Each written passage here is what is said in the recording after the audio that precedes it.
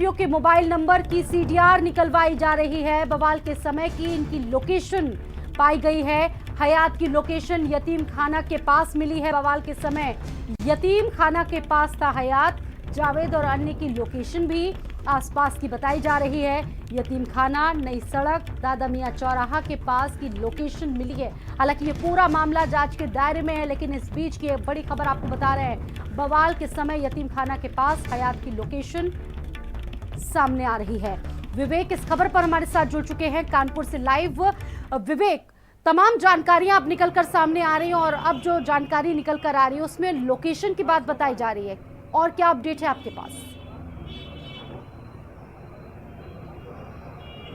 देखिए, आपको बताना चाहूँगा कि जिस तरह से ये हयात और हयात के घर वालों का कहना था कि जिस समय बवाल यहाँ पर हो रहा था उस समय वो घर में था, लेकिन जो पुलिस की जांच दायरे में उसके मोबाइल आए हैं, उसमें जो सीडीआर निकलवाई गई है उसमें उसकी लोकेशन यतीम खाना बताई जा रही है, और जो उसके अन्य साथी थे जो साथ रहते थे उनकी लोकेशन नई सड़क बताई जा रही है। तो कहीं ना कहीं इस सीडीआर से पता चलता है कि जिस समय ये बवाल हुआ था, पथराव हुआ था, यहाँ पर उसकी लोकेशन बताई जा रही है।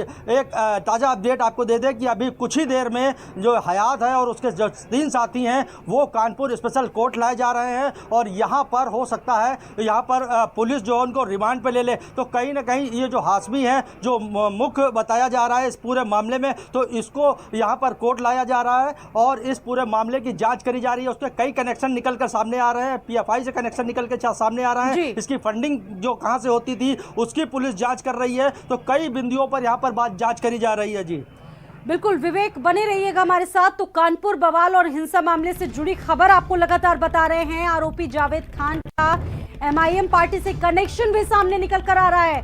एमआईएम का फाउंडर मेंबर जिला अध्यक्ष रह चुका है जावेद, वर्तमान में ओवैसी की पार्टी का सक्रिय सदस्य है। 2019 लोकसभा में निर्दलीय चुनाव भी लड़ चुका है जावेद, जिसकी अहम भूमिका बताई जा रही है। विवेक हमारे साथ जुड़ चुके हैं इस खबर पर। विवेक, 2019 में लोकसभा में निर्दलीय चुनाव भी लड़ चुका है और भी बहुत सारी चीजें निकलकर सामने आ रही है, और बताया जा रहा है कि ओवैसी की पार्टी का सक्रिय सदस्य भी है जावेद खान, जिसकी अहम भूमिका है।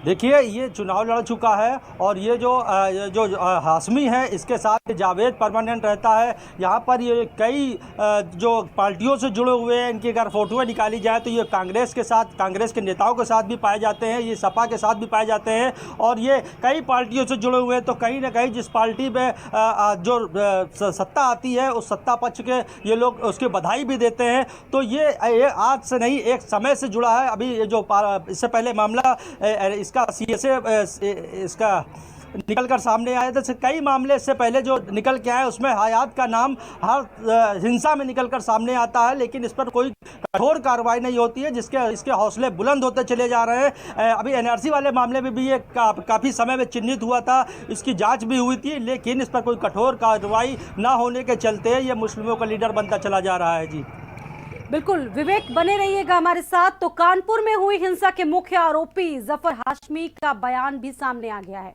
बयान में जफर ने हिंसा के दिन के बारे में जानकारी दी है। 3 तारीख को हमारा खामोश एहतजाज दुकानों की बंदी का था, कारोबार की बंदी का था। 3 तारीख को शहर कानपुर में इंतजामिया और व्यस्त है, क्योंकि हमारे यहाँ प्रधानमंत्री हैं, हमारे यहाँ देश के महामहिम राष्ट्रपति हैं, राज्यपाल है, और वीआईपी ड्यूटी होने के नाते इंतजामिया ने हमसे गुजारिश की है कि लिहाजा 3 तारीख के प्रोग्राम को मुलतवी कर दिया जाए, और 5 तारीख की जो आपकी कॉल है उसको हम पुरअमन तौर से आपके पूर्ण रूप से सहयोग करके उस कार्यक्रम को आपका कराने का काम करेंगे। हमने उस पर उनकी बातों पर यकीन दहानी करते हुए ये ऐलान करते हैं हम कि आगामी 5 जून को इंशाअल्लाह सुबह 11:30 बजे तमाम गुलामाने मुस्तफ़ा, तमाम आशिकाने रसूल अपने आप को गिरफ्तार कराने के लिए जेल भरो आंदोलन का हिस्सा बनेंगे, और रजबी रोड विधायक इरफान सोलंकी के कार्यालय के पास से हम लोग गिरफ्तारी देने के लिए आगे बढ़ेंगे। तो कानपुर में हुई सामुदायिक हिंसा के बाद 5 तारीख को बंदी का ऐलान किया गया है। नगर प्रशासन की शक्ति और लोगों के अंदर, माफ कीजिएगा, सख्ती और अंदर के लोगों के बैठ चुके डर के चलते बंदी का मिला जुला असर देखने को मिला है। मुस्लिम बाहुल्य क्षेत्रों में दुकानें बंद रही और घरों के अंदर लोग कैद रहे। यतीम खाना, नई सड़क जैसे सटे हुए इलाकों में आरपीएफ, पीएसी और पुलिसकर्मी के जवान चप्पे चप्पे पर तैनात नजर आए। साथ ही पूरे इलाके में एक फ्लैग मार्च भी निकाला गया।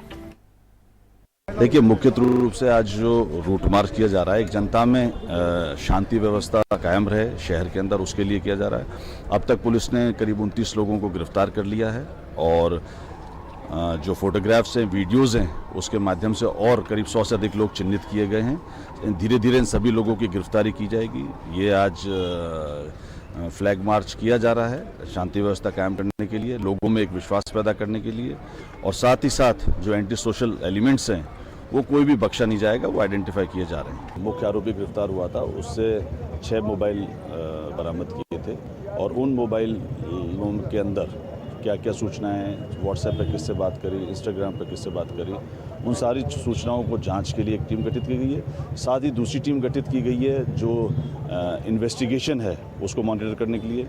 एक तीसरी टीम गठित की गई है जो हमारे फोटोग्राफ्स हैं, वीडियो फुटेज है, उसको एनालिसिस करके लोगों को आइडेंटिफाई करने के लिए। तो सारी टीमें अलग अलग कार्य कर रही हैं। बाकी कुछ दूसरी टीमें हैं जो शांति व्यवस्था कायम करे हुए हैं, लॉ एंड ऑर्डर को देख रही हैं।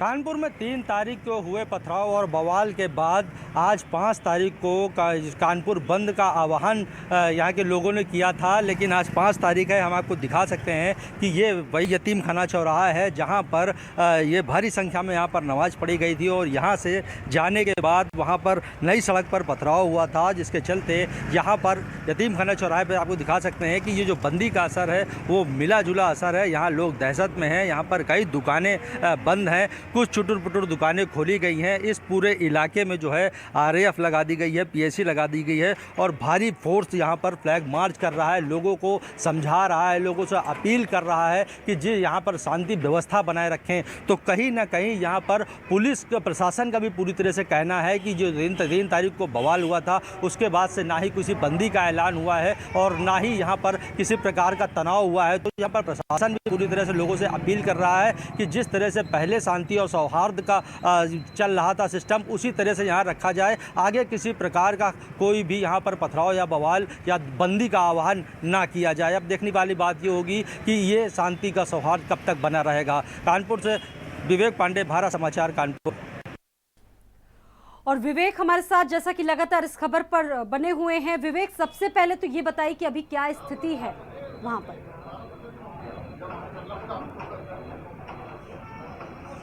देखिए, 3 तारीख के बवाल के बाद यहाँ पर जो फोर्स नहीं था, क्योंकि यहाँ पर वीआईपी मोमेंट थे जिसके चलते फोर्स कानपुर देहात में लगा हुआ था।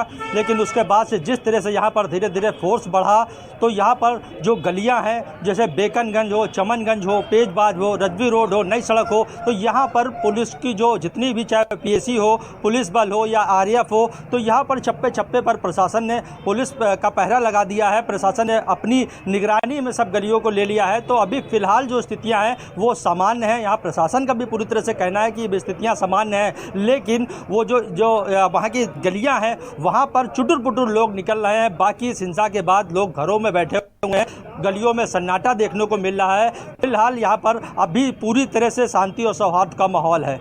विवेक, एक वीडियो हम देख रहे हैं इस वक्त वायरल हो रहा है, यहाँ पर उस वीडियो के बारे में भी डिटेल आपसे लेना चाहेंगे। हालांकि ये बताया जा रहा है कि ये हिंसा से पहले का वीडियो है।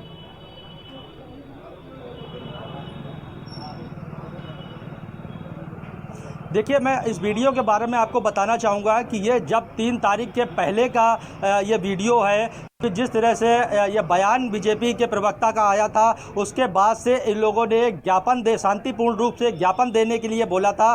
जो यहाँ पर एसीपी अकबल है, इनके ऑफिस में ये हाशमी और इसके साथी गए थे। उसने शांतिपूर्ण ढंग से वहाँ पर ज्ञापन दिया था और वहाँ पर इस वीडियो में उसने साफ तौर पर बोला है कि ये जो हम लोग बंदी का आह्वान कर रहे हैं वो 3 तारीख को करना था, लेकिन 3 तारीख को यहाँ पर जो राष्ट्रपति और देश के प्रधानमंत्री नरेंद्र मोदी और प्रदेश के मुखिया योगी आदित्यनाथ का दौरा था, जिसके चलते हम 3 तारीख को ये बंदी नहीं करेंगे और ये बंदी हम लोग 5 तारीख को शांतिपूर्ण ढंग से करेंगे। इस वीडियो के वायरल होने के बाद कई सवालिया निशान खड़े हो गए कि जब इन्होंने प्रशासन से बोल दिया था कि 3 तारीख को किसी भी प्रकार का कोई बंदी का आह्वान नहीं करेंगे। उसके बाद 3 तारीख को ये जुलूस क्यों निकला और जो जिस तरह से कई वीडियो वायरल हो रहे हैं कि जुलूस में निकलने के बाद जिस तरह से जुलूस निकाला गया, नई सड़क की तरफ लोग बढ़ रहे थे और वहां से कुछ अराजक तत्व जो है एक पट्टी से दूसरी पट्टी की तरफ आए, जहां पर चंदेस और हाथे में कई दुकानें थी, उनको जबरदस्ती बंद कराने के लिए बोला गया, जिसके चलते ये पूरी तरह से वहां पर माहौल बिगड़ा और पथराव जैसी स्थितियां हो गई।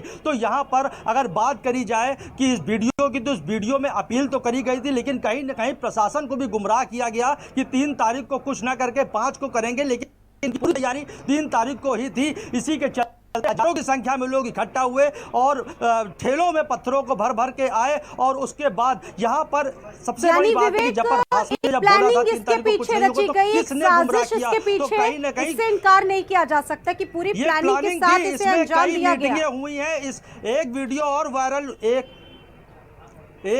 और वायरल हुआ था जिसमें कई मौलवियों ने बैठकर मीटिंग करी थी। अब जांच का विषय यह है कि जब जफर हाशमी ने ये 3 तारीख को मना किया था तो किसने इस पब्लिक को हुस्काया, किसने इस पब्लिक को यहाँ पर गुमराह किया कि ये जुलूस निकालो। सबसे बड़ी बात है यहाँ पर ट्रेस करने वाले वो भी मौलवी हैं जिन्होंने मीटिंग करी थी, जो उस जुलूस में साथ में थे। तो कहीं ना कहीं जब पूरी प्रशासन ने कह दिया था कि 3 तारीख को ना निकाल के 5 तारीख को बंदी कर लेना, तो ये प्रशासन को गुमराह करने के साथ साथ ये पथराव की स्थितियां क्यों उत्पन्न हुए, वीडियो में कई वीडियो ऐसे उजागर हुए। बिल्कुल नजर बनाए रखिएगा विवेक, इस तमाम जानकारी के लिए बहुत शुक्रिया आपका। नजर बनाए रखिएगा इस पूरी खबर पर और भी अपडेट आपसे लेते रहेंगे। फिलहाल रुक रहे हैं एक छोटे से ब्रेक के लिए, बहुत जल्द लौटेंगे।